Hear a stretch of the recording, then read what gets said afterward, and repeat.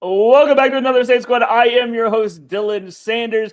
And did you know that there's no more Vanderbilt in the NCAA tournament? The first national, number one overall national seed to get kicked out before the regional final. I'm Ross Jackson, host of Locked On Saints podcast, and today marks a very important day for the New Orleans Saints' future. John Hendricks, New Orleans.football. I'm a banana. It's former Saints wide receiver Lance Moore, and somebody recently asked me if I would come out of retirement to play in the Beach Football League.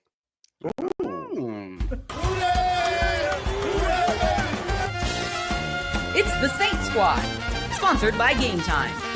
Everything New Orleans Saints, every week. Covering all the big hits and game-changing plays from down in the Big Easy, the way only Locked On Podcast Network can. Get ready and squad up. It's the Saints Squad show, starting now. Before Lance is catching passes from Ian Book in the Beach League, it's time for the Saints Squad show. Howdy, United Nation. Welcome to the Saints Squad, part of the Locked On Podcast Network, your team every day. Thank you for making us your first listen every Monday and Thursday. We have a unique group of experts here ready to bring you a fun and informative show on everything New Orleans Saints. Today, we're going to be diving into a Kool-Aid McKinstry season preview.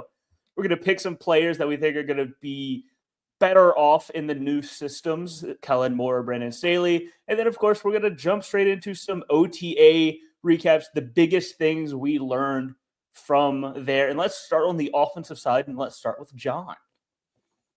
Well, I think when I think about the OTAs, man, it was another good session. I mean, it's only the second time we've seen the full team and all that other stuff. But, look, it's got to be the quarterbacks. That's what I said that was going to be the number one thing that we pay attention to, and they delivered. Look, I think, with Spencer Rattler, he had a really nice day going 10-12. He had some really good hookups, doing some ad-libbing, hit, Chris Olave on a route where Elante, he was locked up pretty good at first, but he got through, got free, and he gets a nice little catch on the sideline. And then, of course, a nice little hook over to Juwan Johnson, and then gets some Rashid Shaheed action where he sails something over the defender. And so I really like that. But look, Tyler Shough stole the show in terms of highlights, 2 big touchdowns. And of course, he got picked at the end of the OTAs, but look, those big touchdown passes, I think when you look at that offense, man, it was just exciting to see, A, he was taking shots, and B, that they were connecting. And so, look,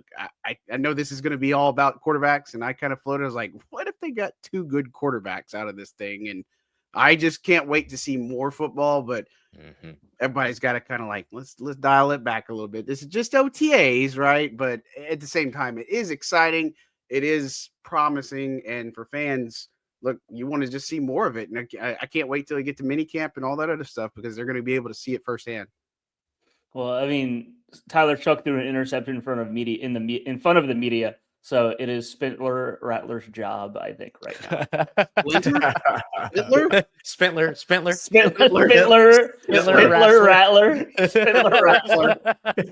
Rattler. Ross, what are some other big takeaways you had from the offensive side of the ball? Yeah, I mean, look, John's right. This is all about the quarterbacks. I will mention one other throw from Tyler Shough real quick, because I think it's the throw that a lot of people are talking about that isn't even the big, like, down the field throws that he had. There was the one that, was included, the big touchdown above means that was on the Saints kind of hype video. But he had another one where he was rolling to the left side of the field and then uncorked this weird arm angle. Remember, he's a right-handed thrower. He's working the opposite side of the field. Uncorked kind of this weird arm angle throw that was put in position for really only Cedric Wilson to grab it. A guy whose name you've heard a lot on this show, Danny Stutzman, thanks to our good friend Lance Moore here, ended up being in good enough position to still make the stop or do enough to rack what I would call maybe like a pass defended as opposed to a PBU, right? But it was that type of situation to where you saw him kind of get off script a little bit that I thought, brought a little bit of the excitement. But the other thing that I'll highlight too is right in front of the quarterback on the offensive line, no changes on the offensive line, which it's early, but it's still a good sign. I asked Kellen Moore about the, no change on the offensive line. Trevor Penning still at left guard. Calvin Banks still at left tackle, Tallahassee Fafanga still at right tackle. And I kind of just wanted to know, like, is that because is that indicative of what you've seen so far, that you're happy with it? Or is it, are we just missing some of the rotation with media not being present every day? Because he did say early on that all throughout OTAs and minicamps that they were going to rotate, and we have not seen said rotation at this point. So maybe he meant during the offseason process, not specifically OTAs. But if nothing else, he seems pretty impressed with what he's seen from Trevor Penning so far. No contact, no full speed stuff and everything like that. But I mean, look, if he's learning the position, if he's not having the MEs or the mental errors and things like that, there's still a way for him to trend upwards even without that. And so it's good to see that there's not like at least any kind of emergency, oh, we got to get that guy out of there kind of mentality coming from the team. That's a solid showing on Trevor Penning's part. And even and honestly, I'll say this too, even just seeing Trevor Penning in the locker room, like carrying himself a lot more confidently. So I think that says a lot too. They had the O-line, like the second and third teams, they had swaps there. That was the only type of swaps that they made, but other than that, I don't expect it to change much. I don't expect them to move Trevor Penning at this point. So I think he's there to stay at left guard until he's not at left guard. It's great news for them. Well, look, and imagine the amount of stress that somebody would have to live with being a first round pick, and everybody for the last 3+ years calling you a bust. He can't play left tackle. He can't all of a sudden can't play right tackle. We've got 2 brand new tackles over the last 2 drafts. And then for a comparable coach, or a coach that I would say, coming off a Super Bowl championship, kind of knows a little bit about what he's doing here offensively, specifically. Hey, you've got skills. I've seen you play. Let's try you at left guard. And for him, I would imagine getting over there and being like, okay, now this is where I'm going to play.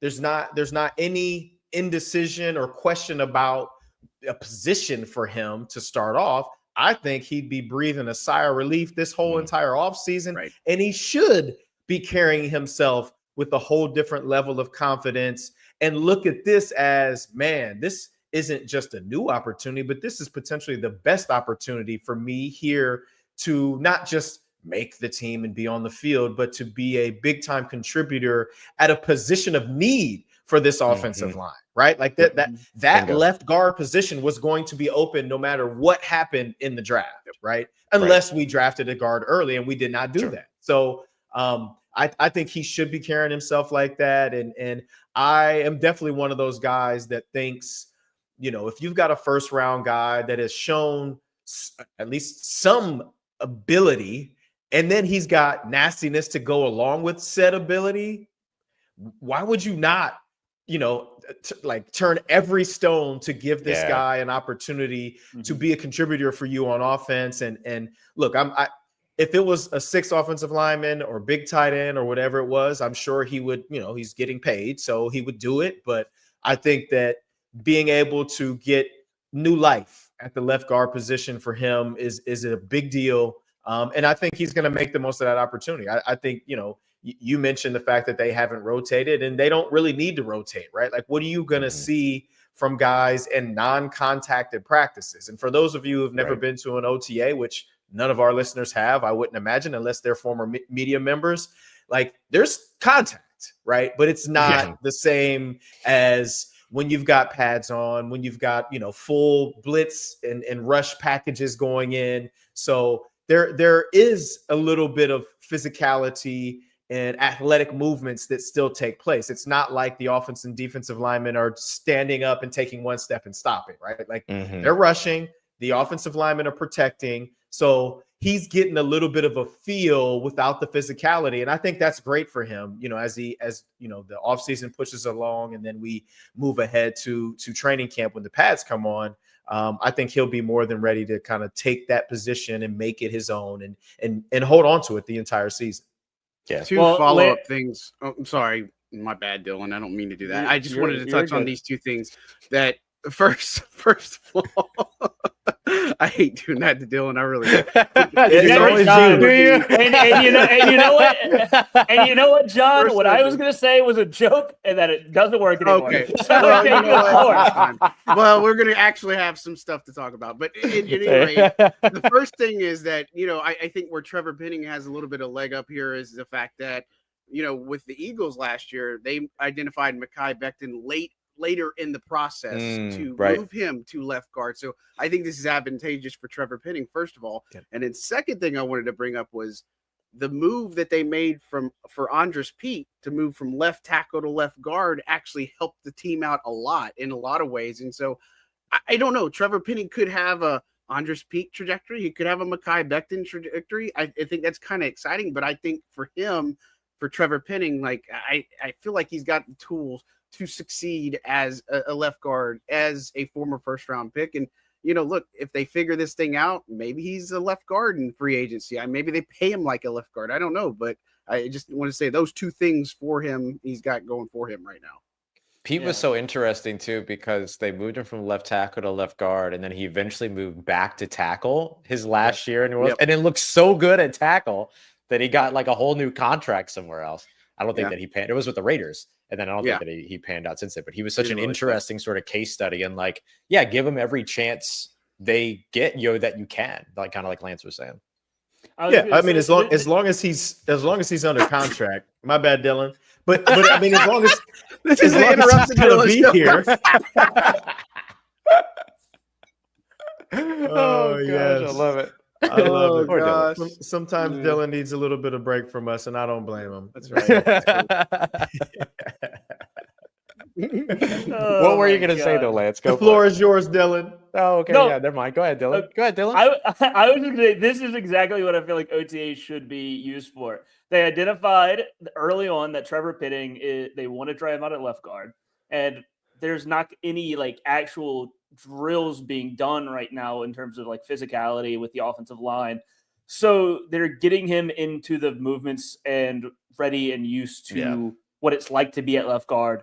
Whenever it's like, are you going to, it's like, will Clapp really need more of a time to, do this at left guard? So now that they're getting him used to the spot before, before it's actually time to take meaningful offensive line drills.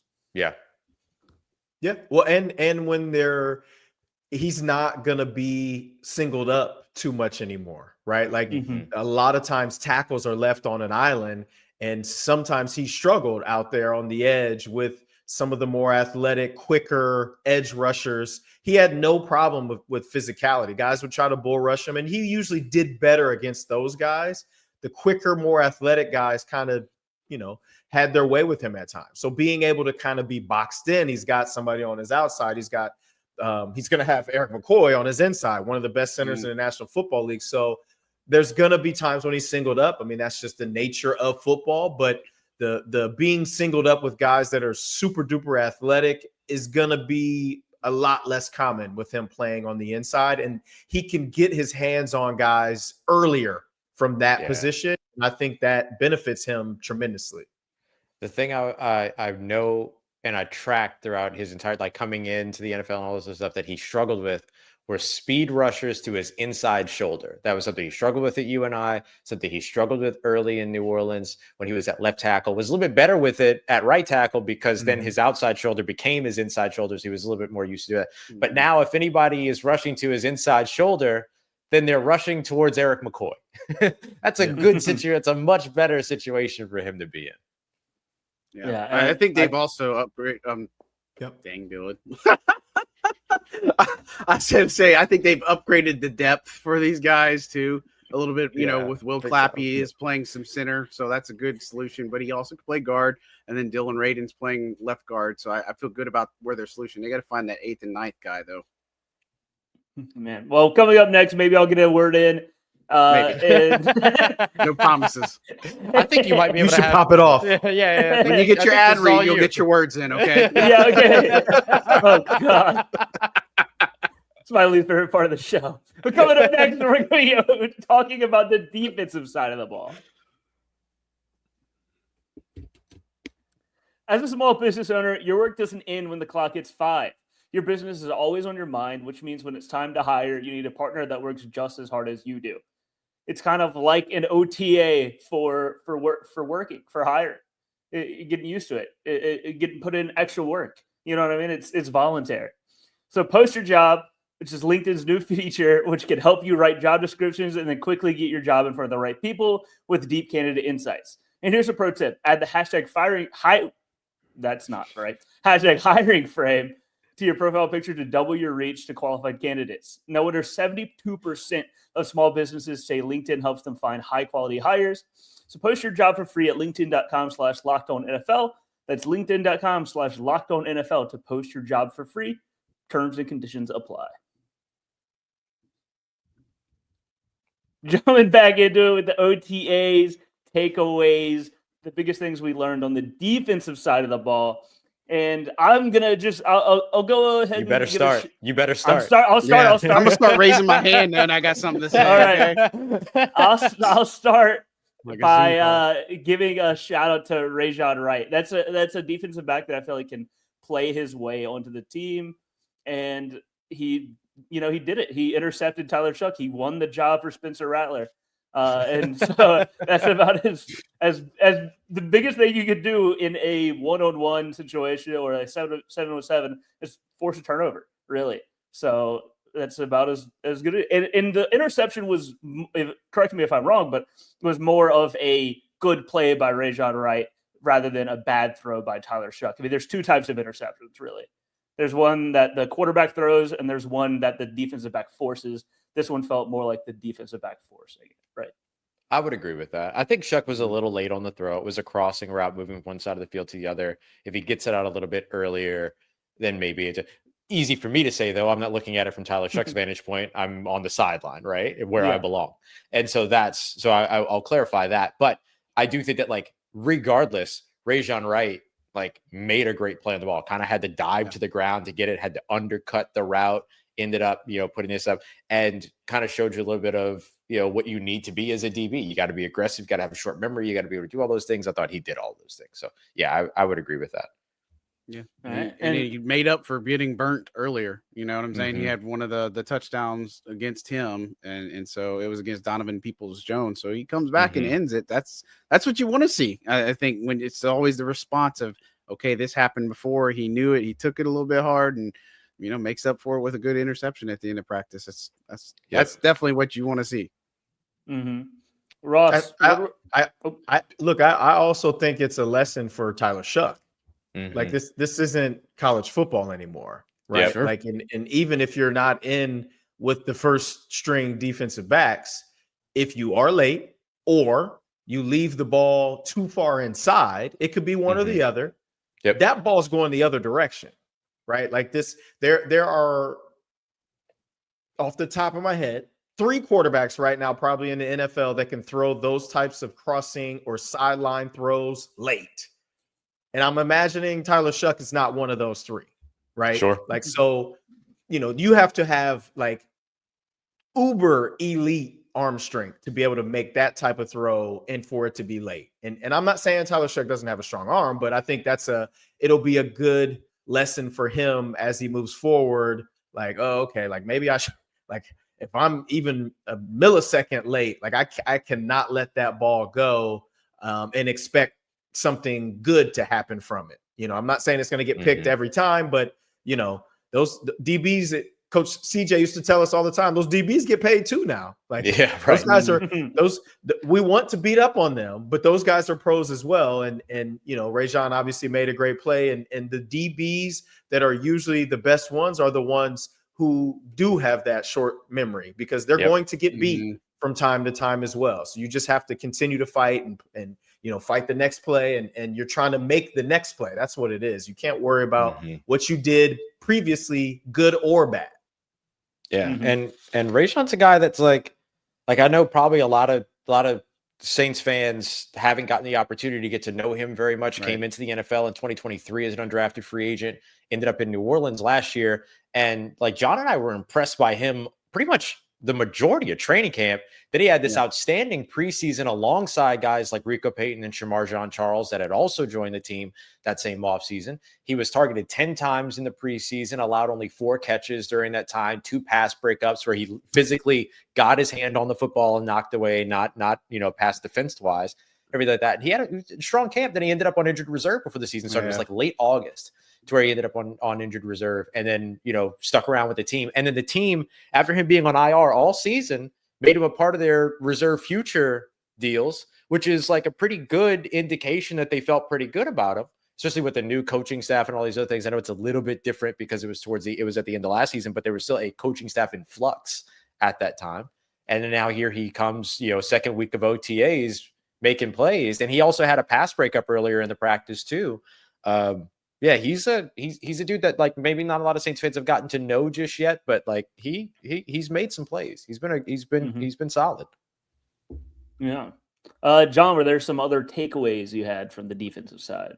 Yeah, I'd say it was good to see Chase Young back on the field for starters. I think he brings the energy. Like he's a guy that doesn't really say a ton, after like when we talk to him and stuff. But man, on the field, like I don't know, it was something about it, Ross. Like his energy is just there with his teammates and stuff. Like the juice, I guess I would call it, if you will. And so it was good seeing him back in action. He's kind of, when they were doing walkthroughs, he kind of got his hand up on the Spencer Rattler pass and they were joking back and forth with each other and stuff. And so it was good to see just him back on the field for sure. And I didn't see too many plays where he's really dropping in coverage, but of course you want him to get after the quarterback. That's what he's paid to do, as we've pointed out plenty on this show. And the other thing would be Alontae Taylor. I think we can talk about Danny Stutzman. We can reserve that here in a second. But, as far as Alontae Taylor, just seeing him, and now we know what his role is. He's going to be in base, the outside corner, and then they're going to go to nickel real quick. He's going to be the nickel slot guy, if you will. And so,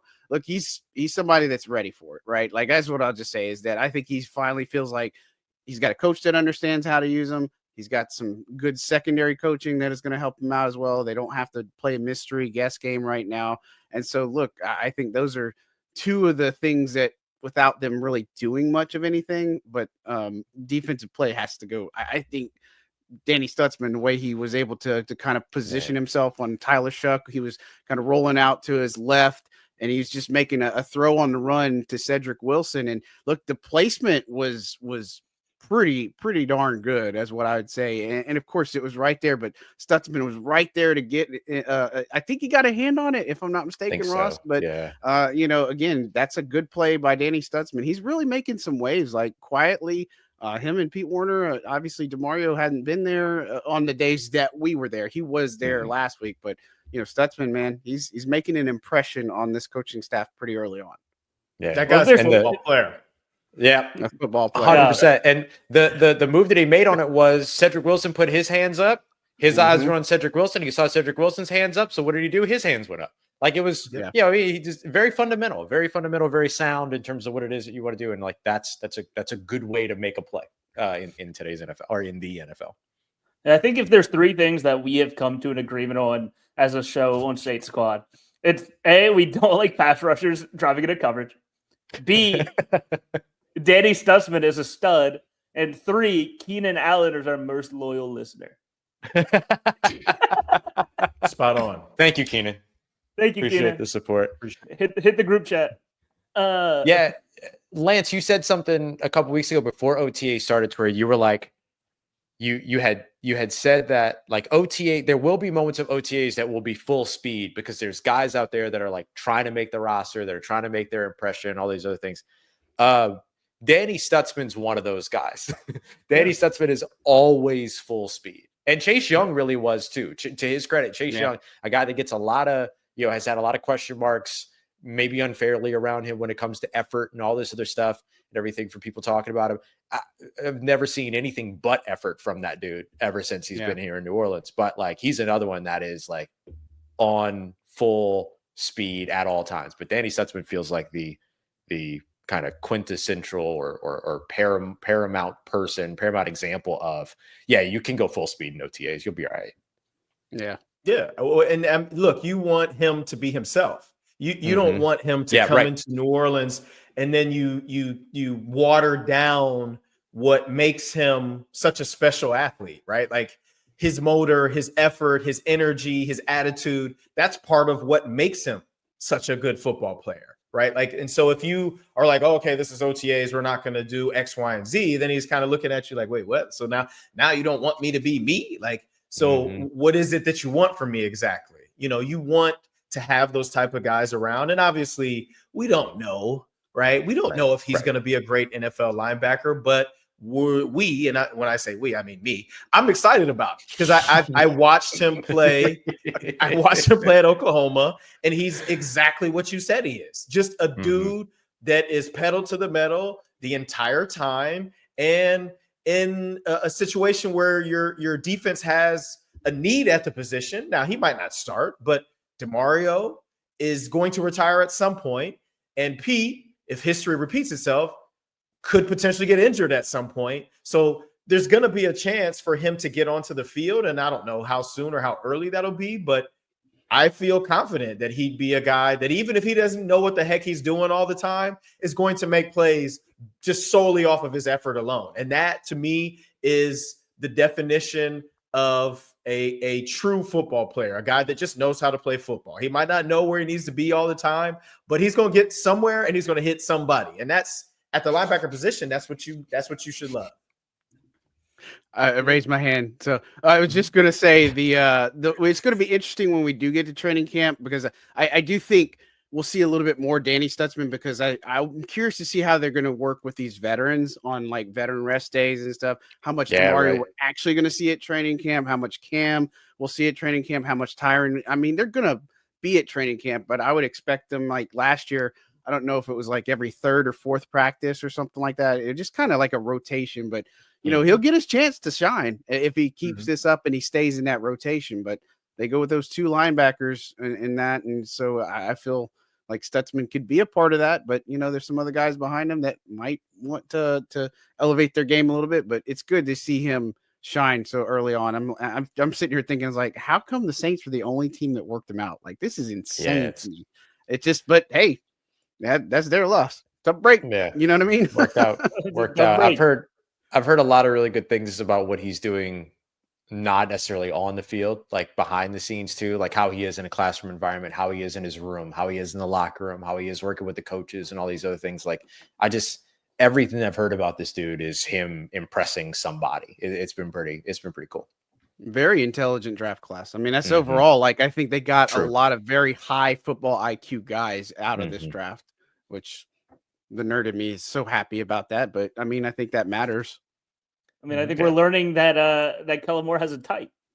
Yeah, right. It's him. Shocker. Yeah, right. I was gonna say shocker. The smart coach likes smart players. Like who thought? You know what I mean? Concept. Like, I mean, hey, there are worse things to like in a player. Yeah. There are better things to like too, but I agree. There are, but I completely agree. Like if you're not able to understand what you're seeing or what your role is or what someone's doing and how that impacts your role or whatever it is that your scheme asks of you, it's different everywhere. But whatever it is that your scheme asks of you, like if you're not able to process that, then you're gonna struggle. Like I go back to like Stephon Anthony, right? First round pick for the Saints and everything, was a guy that, you know, played with his hair on fire, had a lot of energy and all those other things. But by everything that we heard about him, struggled a little bit in terms of like playbook and all, some of these other things and whatever. And like that limited his trajectory a bit. And so there's twofold in terms of that, right? Like how much of it is a lack of smarts versus how much of it is a lack of education, which I do not think are the same thing. And so could the coaching staff have taken a different approach with him to simplify things or to put him in a better situation? 100%. It's not all on him, but you have to be able to, that's where there are kind of like weaknesses in the chain, if you will. And sometimes that can limit the trajectory of a player. And that doesn't feel like that's going to be a concern for this draft class. Yeah, I think that it's overall, I think the first impression of the draft class has been better than the initial reactions the day after the draft ended. Right? Shocker. Yeah. Buddy, with their pitchforks and stuff. Like it's already like a couple of weeks past the draft, and draft grades don't matter anymore. They're in the building. And so You just got to Right. see what happens and what they do. Yep. And maybe someone will come up in our next segment. I mean, I won't pick them, but coming up next, we're going to be talking about players that will thrive in the new system that the Saints are talking or running with the new coaches.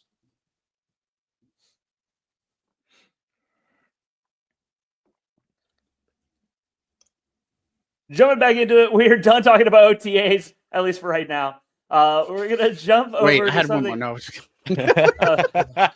All right, now you're jumping and cutting me off mid sentence. We are going to talk about picking a player that's going to thrive in the new system, whether it be Kellen Moore's or Brendan Staley's. Let's start with Lance.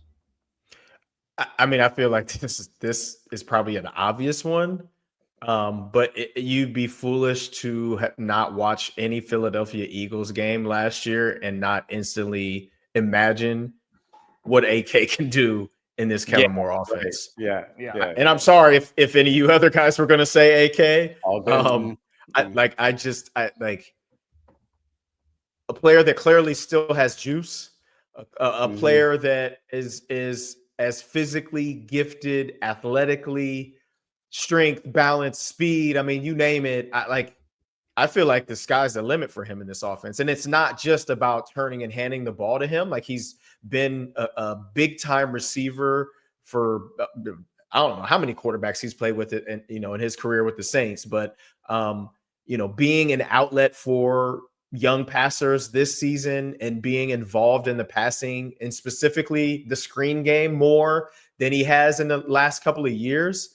I mean, it gets me excited to think about what he could be in this offense. Now, I'm not going to sit here and tell you today that he's going to have over 2,000 yards. He might have over 2,000 yards of total offense. Like, I see that as a real possibility. But he's got to stay healthy. Clearly, I mean, that's the most important thing is being able to be on the field for 17 games.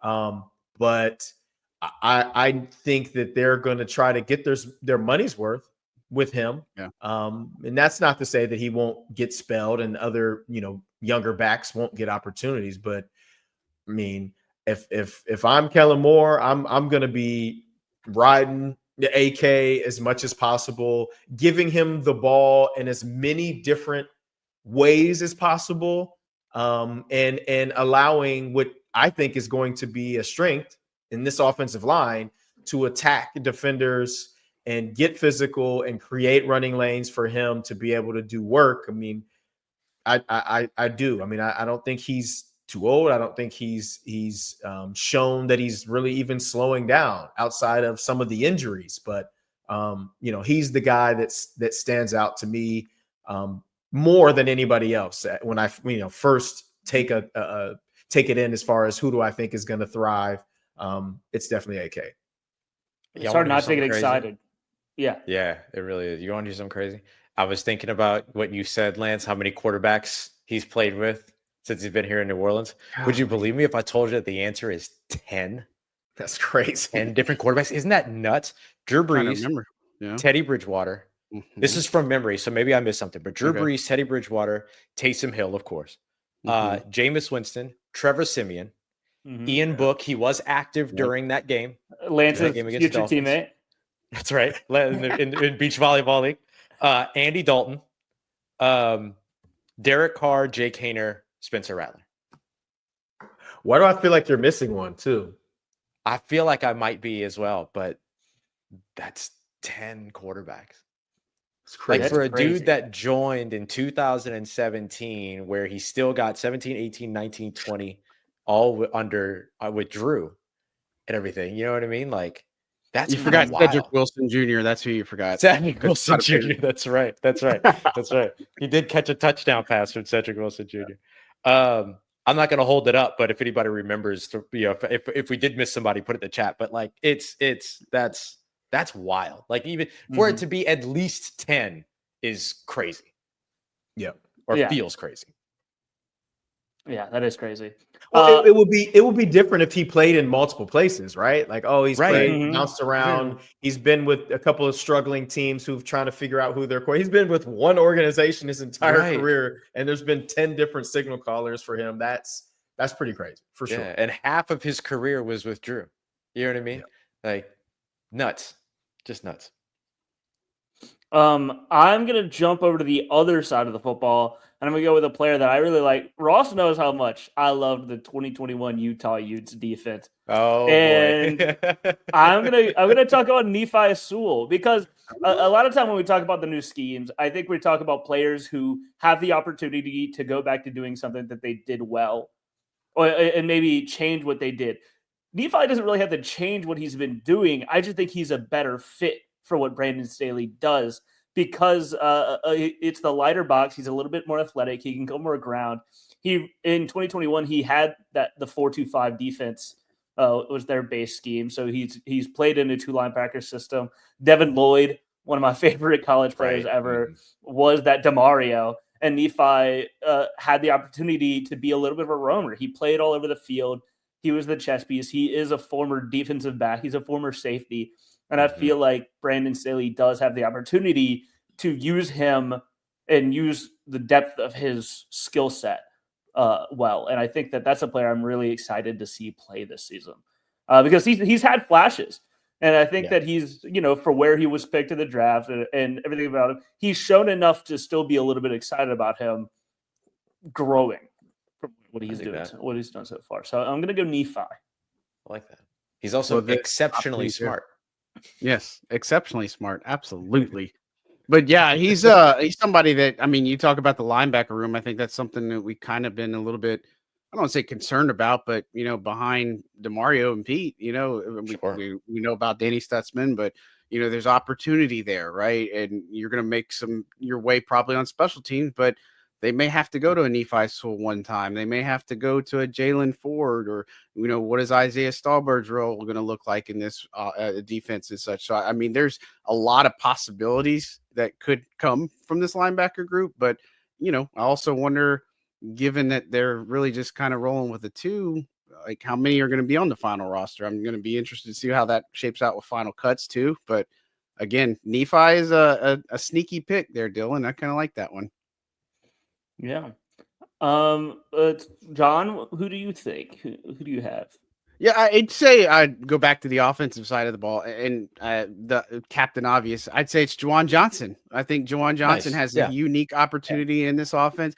Now, I wouldn't say I'd go base it off of what Dallas Goedert did for Philly last year, because if you look at his stats, it really wasn't that great. I mean, he had some good games, but I think Juwan can get a little bit more consistency here. And look, I think we've said it on the show, but whether they go with Tyler Shuck or Spencer Rattler, Juwan Johnson can be a security blanket for either of them, right? And the thing is, Kellen Moore likes to use him or wants to use him in that second and third level of the field, but they can also use him around different things. And if they can get the run game going, the only thing I think Juwan needs to improve on is run blocking. But, of course, that's easier said than done. Easy for me to say, right? But, I'm not going to go back and block somebody, but at any rate, I think Juwan has more of an opportunity to get more targets.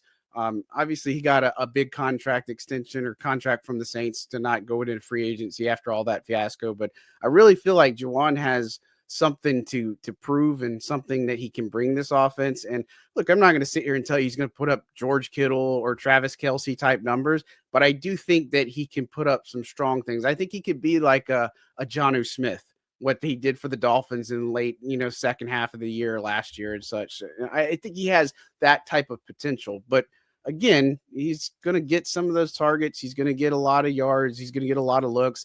Hopefully this team can get better in the red zone and can get into the red zone, because I think he's going to be a red zone magnet too. Yeah, it's a good call. Yeah, I like that. They're going to need somebody there. Somebody.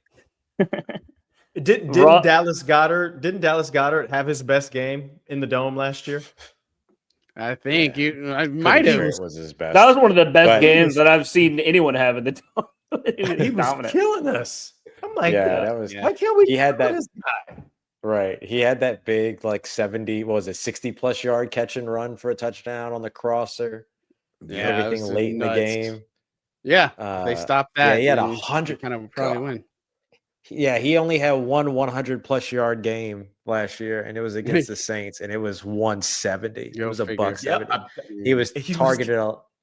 Yeah, it was crazy. He was targeted killing us. 11 He only times ended and up with- caught 10 passes. Yep. Yeah, but that's what I'm saying. He ended up with 500 yards, and that 170 came against the Saints, and so that's what I'm saying. He Yeah, didn't have like I a think- crazy productive year. I only had 2 touchdowns, if I remember right, and so.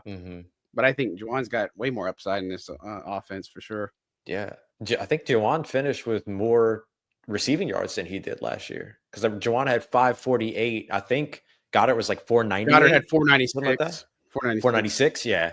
Mhm. And Well, so I want to comment a little bit about what I think, John, you said it, like he's got to get a little bit better in his blocking.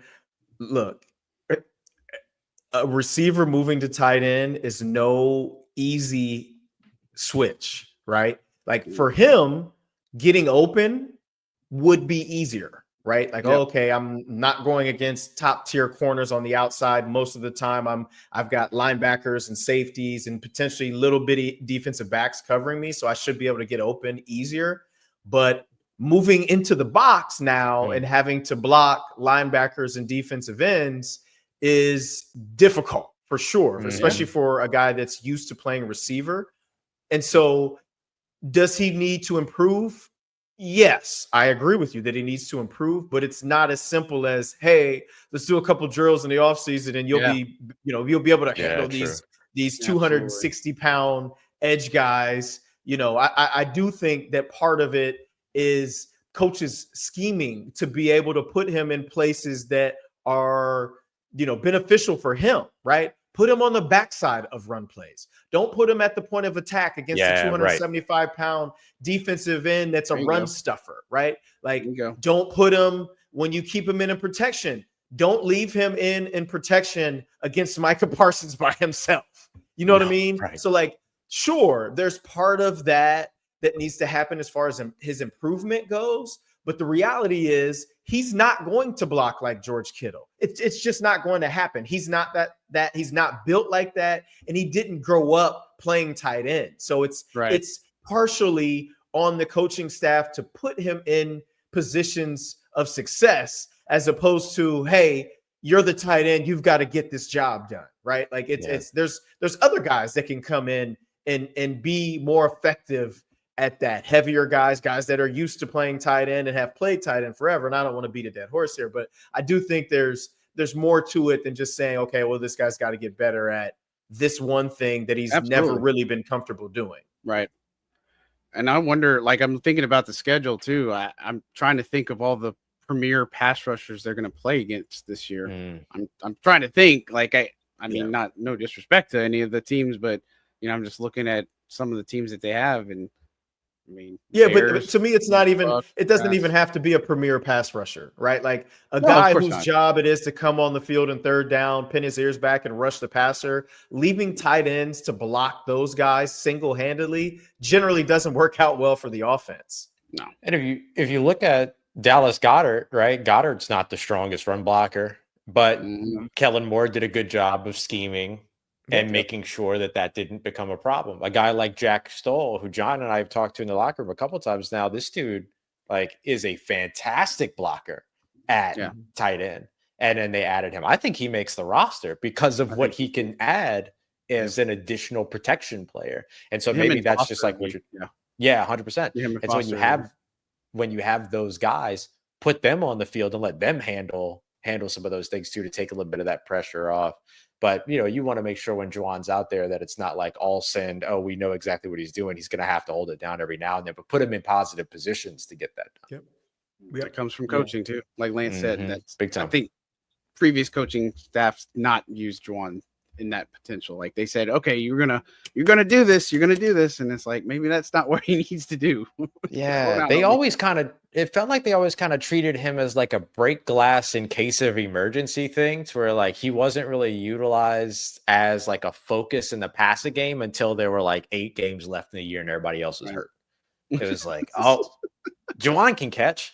And then all of a sudden, like, that became the thing. I know that's not actually how it worked out, but like, it really has been to where he wasn't as much a focus at the beginnings of seasons that he has been towards the end of seasons for multiple years at this point. Like, it is a repeatable thing that these other coaching staffs have done. Yeah. Or teams took him away. I don't know, like, whatever it is, but for whatever reason, it wasn't there at the beginning of the year. Yeah, it just feels like we've been waiting forever for that moment of Juwan Johnson becoming the player that we've wanted to see, and I feel like this is his best chance at that. Yeah. That they've gotten. And you know, hopefully that would be awesome if Juwan Johnson was the fix all along, because you know, their TikToks are awesome. Shout out. Well, coming up next, we're going to jump over and talk about a defensive player that I think, again, we didn't talk about him in this segment, but could be someone that benefits from a scheme change. Oh, yeah.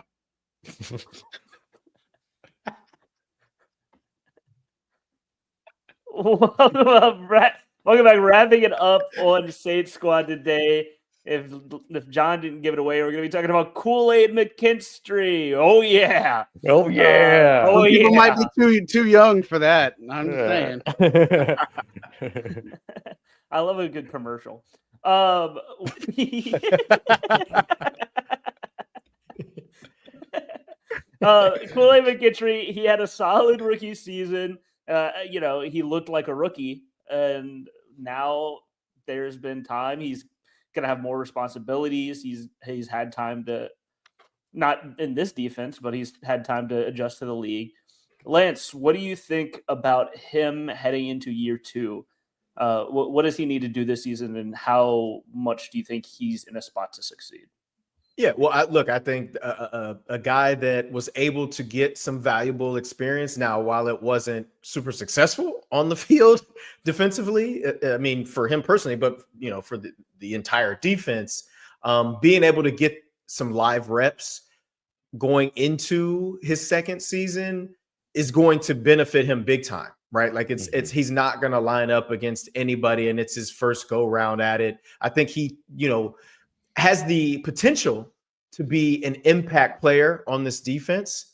You know, I like what he brings as far as his competitiveness, his physicality, and I think we're going to see the best of him in this defense in particular, because I do think that the scheme change will allow us to have a better pass rush, even though we don't know exactly who those pass rushers are going to be yet. But I think a better pass rush will allow for our DBs to play a little bit more aggressive and to have some more success on the outside. And he's a guy that, if he gets the ball in his hands, is electric. I mean, he was a punt returner at Alabama, and we've all seen what he can do when he gets the ball in his hands. And, you know, after losing 2 starting corners last year, we need corners to step up and play big roles and be impact players.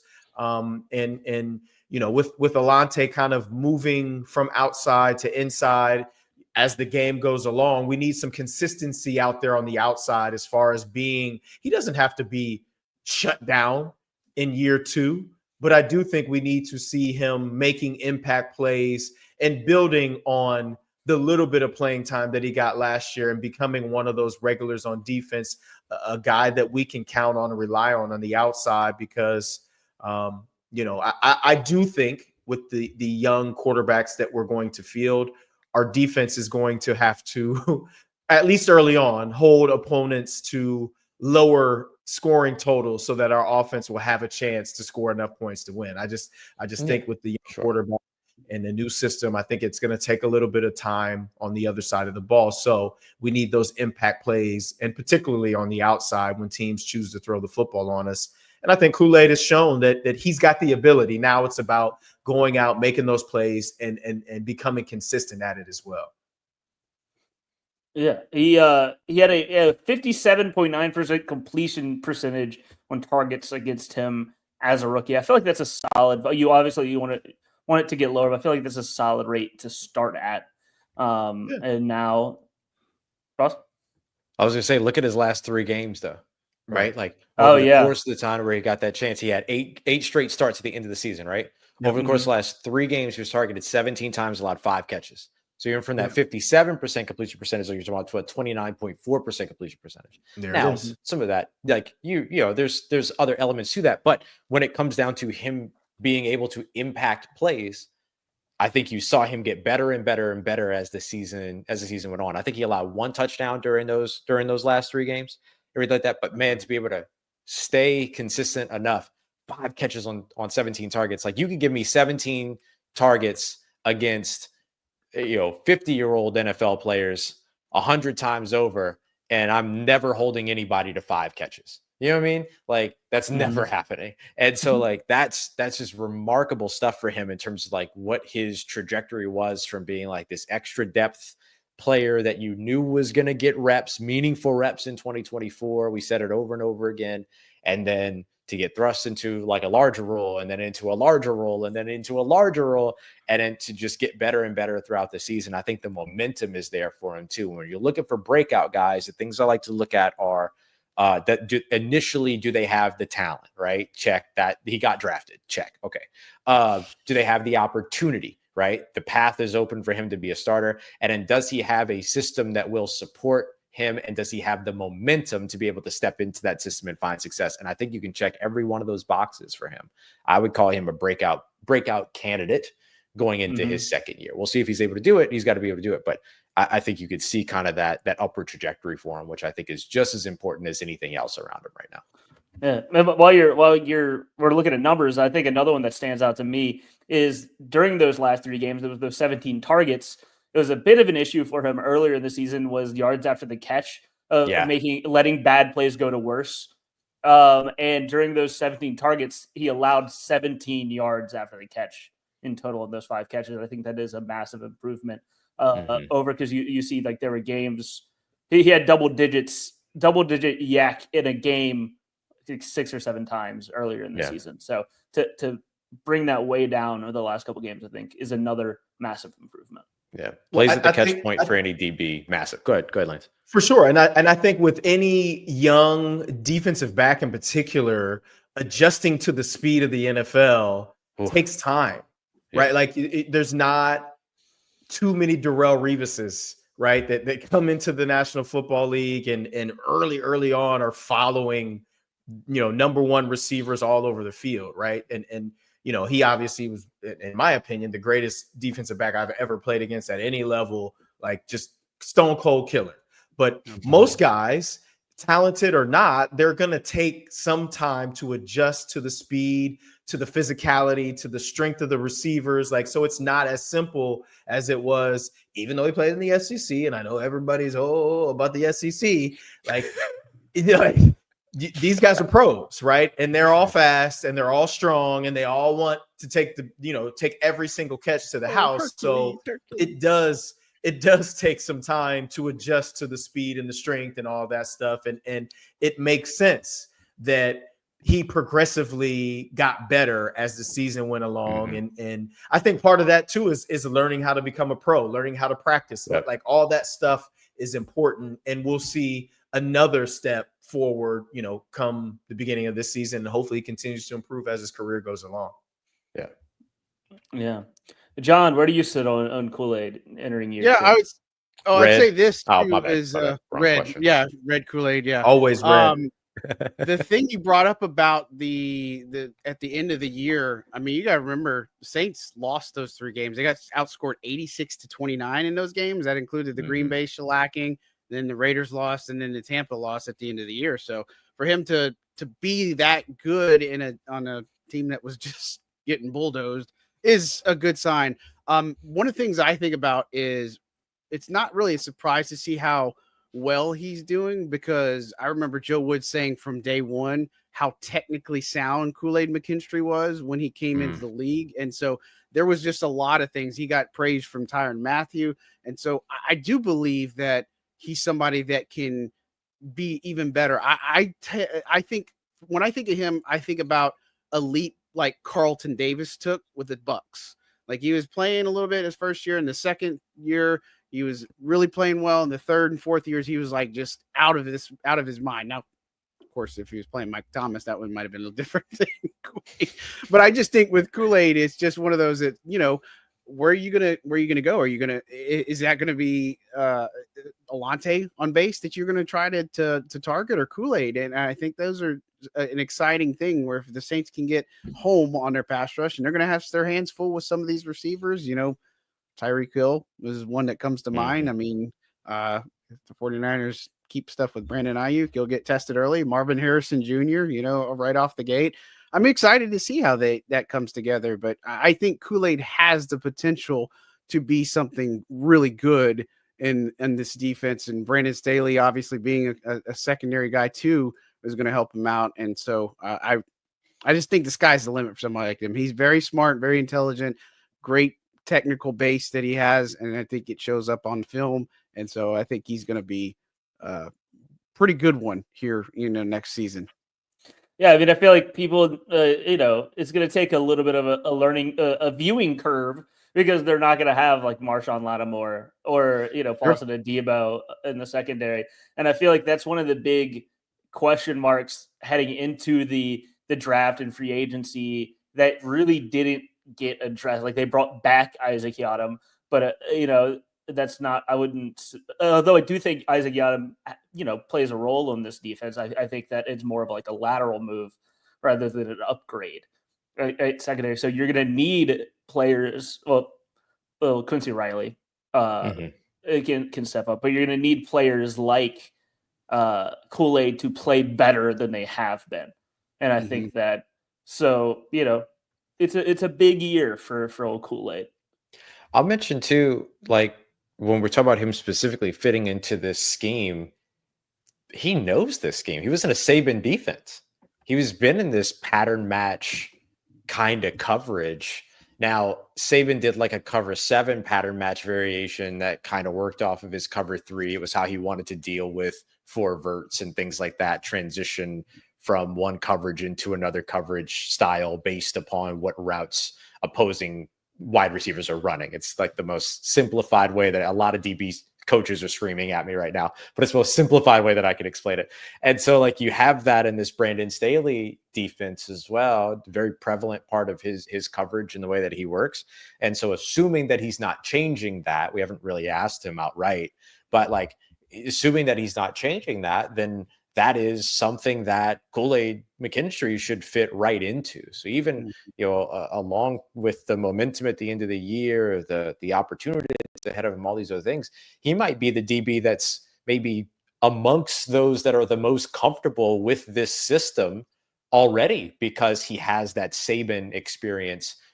And a lot of that's going to look very similar to what the Staley experience, what his upcoming experience with Staley will look like. So I think he's probably also, ironically enough, even though he's one of the youngest defensive backs in that room, in terms of the guys that are towards the top of that conversation, he might be one of the most prepared ones already stepping into the role, at least specifically at the cornerback position.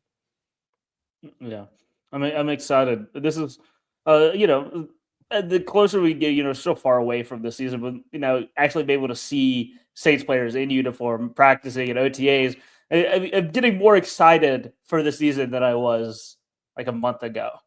Just in terms of I wonder why.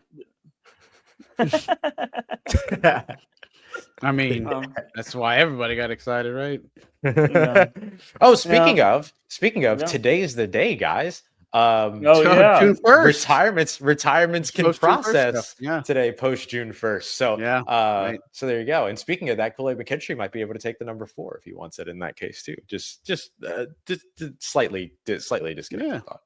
Yeah. Well, no, I mean, that and Ramczyk, they're coming off the books. Yep. Even though they already gave Kelvin Banks Ryan Ramczyk's number. It's the funniest thing. Sure. Right. Yeah. 271's on the roster. 71. Yeah. The actual transaction is a formality. We know. Yeah, it's accounting. Yeah. Exactly. Yes. Well, and real quick, for those who don't know, if a player is cut or retires, that jersey just goes to whoever the next guy is. Like, there is no mourning process or anything. Like, it is cutthroat when it comes to that. Like, okay, that guy was wearing that jersey in that locker. Now there's a new guy in that locker wearing that same jersey. That's how it goes in the National Football League. Lance, Equinemius St. Brown. Lance, who's your favorite 16 post retirement for New Orleans? I mean, I think it's Bub Means. I like what he's doing. I like Brandon. I like Brandon Copeland, but you know, Bub Means is doing his thing. And I'm not one of those guys that's like, oh, nobody should ever wear 16 again. Like I was just a guy that wore the jersey in that time frame, right? I didn't own it. Sure. You know, the Saints own that jersey. So you know, I'm happy to see him improving and hopefully see more of him on the field come 2025. There you go. Yeah. Well, you'll see some improvement come Thursday whenever we're back here for Saints Squad. Thank you for listening to the Saints Squad. Check out me, Ross, and John, and Lance on our socials for the latest. We'll be right back here ready to talk more New Orleans Saints OTAs. Until then, be sure to make Locked On NFL your second listen of the day.